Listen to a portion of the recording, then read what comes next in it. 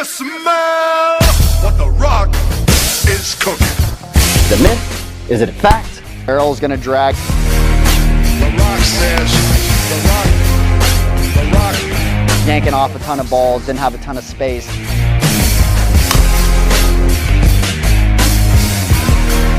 Is this thing on? The rock says. All right, baby, you know what it is. Joey Cunha, AKA the People's Champ, baby. The People's Champ, here to serve. Man, hold my belt, man. Oh, shoot. All right, so in any case, look, this is what we're here to do. We're going to give a fundamental breakdown of understanding what is going on with a lot of this Teacherman stuff. What has he got right? What are the connected dots? What's the truth behind all those things? Again, from my perspective, take it for what it's worth. Take the meat, leave the bones. Listen, watch the video. Don't watch the video. Whatever. All right, here we are. So, first thing we're breaking down today is we're going to be talking through. The snap action. Okay, why does it work? What's right about it? What's the science behind it, and why does it happen, okay? And why does it work for some guys, and why does it work for other guys, right? So let's talk about why the barrel actually does this. So a lot of times you'll see what Teacherman will do is he'll actually take the bat, and again he'll show guys like going like this, and he'll talk about the bat like snapping backwards. He's even put like I posted before, well, he'll have barriers behind him, and he'll actually take it and actually have guys hit that barrel because he wants to see this action. So why and when does that work? Okay, so when does it work? It works when you have a guy that is super pushing his barrel, and again, he's driving his knob, or a guy that's landing super heavy and lunging to his front side and pushing his barrel. Telling him to think about the barrel going backwards first, or going away from him first, right? Or even a casting feel can be really good because it's an extreme opposite of what the guy's already doing. So in those cases, right, if you take 10 guys, right, you're going to have, let's say again, within all that might work for 4 dudes, but why doesn't it work for the other 6? Because I actually use that cue quite a bit. I'll tell guys to think about the barrel actually hitting the net behind them before they swing, and that's to get away from this action where, again, the barrel instantly starts getting pushed this way or getting pulled this way or any type of those actions, right? Okay, so I'll tell guys sometimes to feel like the barrel is going to hit the net before it actually comes forward, or think about the barrel coming towards the opposite batter's box, that move. Or again, the first move is the barrel going backwards. I've used that cue before, and it works with guys, and I use it actually quite a bit when guys are pushing. So that's why with those guys, and again, even for like Aaron Judge, for example, that'd be a perfect example of why that would work for him, okay? Now, the other thing that we want to talk about is why does it not work for other guys? Great challenges in this world is knowing enough about a subject to think you're right, but not enough about the subject to know you're wrong.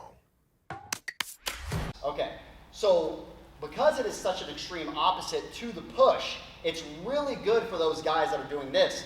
But if I already have a guy that's yanking with his back, okay, and a yank with the back is actually, again, you have this fascial line that runs through your back and actually wraps around the legs. We'll talk about that in future segments where we'll talk about what he feels the snap move and why the difference in between those. But the big thing that we kind of want to talk about here with this is you have a guy that's yanking with his back or pulling his front shoulder.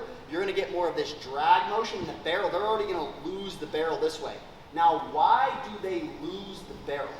Okay, what is losing the barrel? From a science perspective, all that is centrifugal force, right? So centrifugal force, all that is, that's the same force, you know, when you guys were all in science class and you fill the bucket up with water and you spun the bucket around and the water stayed inside the bucket, right? There's an outward force that's created from doing this circular motion that, again, it's being pulled to the bottom of the bucket, okay? So the same thing happens when we go to rotate with the barrel. As I go to rotate, all of this energy shoots out towards the end of the bat, right? That's why when you watch in video, you'll see when guys are moving really well, you'll see the barrel starting to turn, right? Instead of push or be this really linear move, you'll see the barrel go to do that. Now the problem is I'm not doing this with my wrist. Why am I not doing this with my wrist? Because my wrist and these little muscles here, these are some of the weakest muscles that I have on my entire body, okay? These muscles, don't get me wrong, I can use them for things. They're great for little fine-tuning adjustments. Also, too, obviously, all of the muscles in my system play a factor.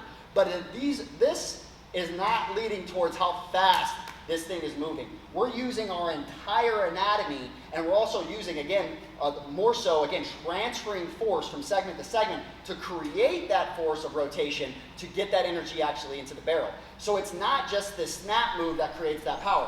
Why that works for some guys is, again, that push motion. If I'm thinking about the barrel going this way first, and then especially if I get some posture with it, and I go here, right, again, that's why it also works very well for balls in the lower part of the zone. And also for a while, when he talked, I think he called it the helicopter drill, where he makes guys go like this, okay? The same thing. He actually didn't come up with that until much later with guys that were hitting, because a lot of his guys had problems hitting balls at the top of the zone. So that other thought process of this helicopter drill doing the same thing, and that's where he is right, is connecting it to the trunk. We do want to connect the barrel to the trunk. So what he's explaining there is we want to be perpendicular, even though he doesn't like the spine and it's not swinging around the spine, and there's some rights and wrongs to that as well. But yes, we do want it to be perpendicular with the spine, and then also barrel above hands and slightly up can be a big piece there as well. Okay, so what happens here is, again, yes, the same move that I'm using up top, all I'm doing with my trunk is now getting into posture, and I want to keep that same feel going there as well. And again, it keeps the barrel connected, and this is where it comes into the physics side, where I'm working in the same plane as the rest of my body. So what happens is again, with my body, if my body is rotating flat and like this with flat shoulders, but my barrel is working like this, okay, I'm not going to capture the energy of the rest of my body because I'm working in two different planes of motion. Especially if my barrel's rotating like this and then my shoulders are rotating flat. And a lot of those guys that come up and out of posture and they get that back yank and they get these erectors all to fire, because again, it goes in that same fascial line. It turns on those muscles, and I actually stand up out of posture because I'm trying to use those muscles to rotate. That's what happens is now I get disconnected from my barrel. My brain is a great problem solver, so what it's going to do is, if the ball is going down and my body's coming up, am I going to try to bring my barrel with me? No, I'm going to try to cheat, and this is where you see guys, they'll drop their hands, and then they'll go like this. You'll see them drop their hands and go like this, right, and reach for contact or try to get on plane with the ball. Okay, so again, that's just the body trying to problem solve an issue that I'm having with me coming out of posture, but I still need to be able to make contact, right? The body is self-organizing to complete the task. Now, with that, if the guy, again, you look more like Trout, where he lands in posture and his hands are on the same path, he just happens to stay in posture, the hands stay close to the body, you're going to stay inside the ball, and then you can do your other moves and get a good path and clean path through the ball and actually be able to have some direction throughout the zone. So, going back to this other move, okay, if I'm a guy that's already back yanking and I'm already losing my barrel, because this is not the move, this feel is not going to be good for somebody like A-Rod. This feel is not going to be good for someone like Albert Pujols. Those guys that have really strong posteriors, those guys have a tendency to want to stand up and yank, so do a lot of hitters, because it's very easy to be strong in the backside of my body, especially when we're getting into the weight room. And so a lot of those guys, when they're firing their back and standing back up, those guys, like Trout, all these guys have to think down. Well, why do they think down, right? So a lot of guys are like, why do they think down? Okay, well, another part of that rotates my body is, again, we have our external obliques, we have our internal obliques, and we have this fascial line that goes across and interconnects our body, right? It makes us rotate. So when we get into our back, right, and we use these muscles here, this creates this, right? It creates this, again, the pull the shoulder move, coming out of posture, all those things coming out of my back foot. All of that is stemmed from the muscles that I'm utilizing to rotate my body. Now, when I get into these muscles, that's why they're thinking down, is the run here is from these external obliques into these internal obliques and actually interconnect right here when we go into like our adductors into actually our legs. That's why guys like Trout also talk about spreading the floor or creating like bowing his knees as he gets forward. He thinks about, and this is like bowing my knees, right? So like this would be like bowing my knees here, right? I'd be putting my knees apart. They think about, Trout says he talks about bowing his knees as he gets forward. Well, what does that do? That creates stretch, it creates a co-contraction and stability across my body, and that way I don't drag my barrel. And so, and another part, and then again, I don't have to push, all these other things don't happen. Okay, so, going back to the snap move. If I'm already yanking with my back and I'm already losing my barrel, if I think about doing this move first, a lot of guys are going to struggle with that. They're going to struggle. Okay, now with that being said, is that for everybody and always. No, it's all about how I interpret the cue. But very important for me to understand that this feel isn't going to work for everybody. And also too, this feel, right, is not where I'm creating my force, okay? These big, massive muscles, and if you know basic anatomy, the big, massive muscles, the reason they're so big is because they're used to create a lot of force. That's the point.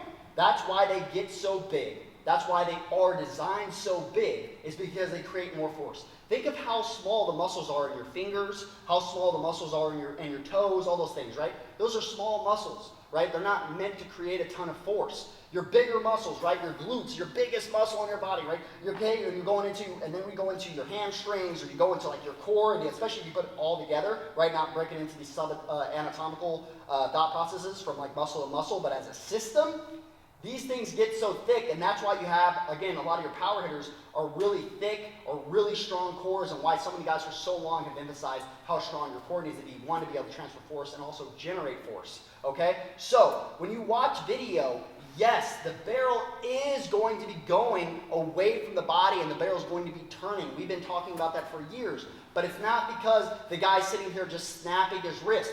Now, if someone like Judge or plenty of other hitters where they have to feel this, that's a great feel to get them from pushing their hands, pulling their hands, or again, lunging. It can be a great feel for all of those things to get the barrel to launch and turn from its starting position and not be the first move like this, right? Obviously, okay? Now, all big pieces that I just want to connect there, but again, we'll just start perfectly just with the snap.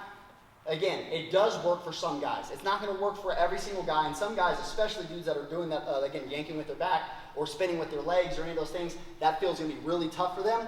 And that's why so many of those pro guys, those high-level dudes, are thinking coming straight down is they're activating these obliques and activating this fascial sling instead of going into my back into rotation, okay? So that's a big piece that we want to make sure that we're understanding with those guys. They have to feel this just like some guys have to feel this, okay? It's a feel. It's not what's actually happening. They have to feel this because it's creating that down and across, almost like if I'm doing a crunch to my knee, that fascial line this way, it's creating that turn when I go to rotate, where I get this position here. That's why with those guys, the back foot stays anchored in the ground so long as they go to rotate. Same concept, all of it wrapped in together. So, man, give me my belt, man. Just so you guys remember. You guys remember, listen. People's champ, baby. I'm here for y'all. People's champ. Don't forget. The Rock is cooking.